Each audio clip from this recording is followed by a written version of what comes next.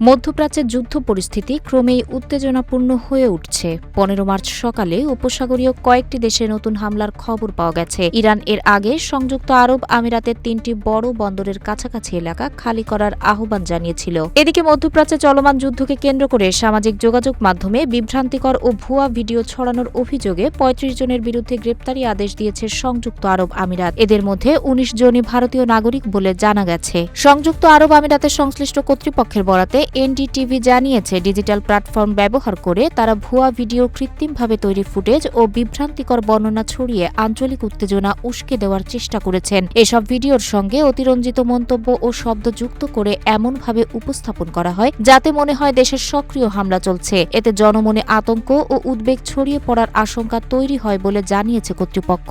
সরকারি বিবৃতিতে বলা হয়, এই ধরনের ফুটেজ দেশটির প্রতিরক্ষা সক্ষমতা সম্পর্কে তথ্য ফাঁসের ঝুঁকি তৈরি করে এবং শত্রুভাবাপন্ন প্রচারণার সুযোগ করে দিতে পারে। অভিযোগ রয়েছে, তারা কৃত্রিম বুদ্ধিমত্তা ব্যবহার করে বিস্ফোরণ ও ক্ষেপণাস্ত্র হামলার ভুয়া ভিডিও তৈরি করে তার সামাজিক মাধ্যমে প্রচার করেছেন। এসব ভিডিওতে জাতীয় পতাকা বা নির্দিষ্ট তারিখ যুক্ত করে ভুয়া তথ্যকে বিশ্বাসযোগ্য করার চেষ্টা করা হয়েছে বলে তদন্তে উঠে এসেছে। দেশটির আইনে এ ধরনের অপরাধের জন্য কমপক্ষে 1 বছরের কারাদণ্ড এবং ন্যূনতম 1 লাখ দিরহাম জরিমানার বিধান রয়েছে বলে জানিয়েছেন অ্যাটর্নি জেনারেল আল শামসি।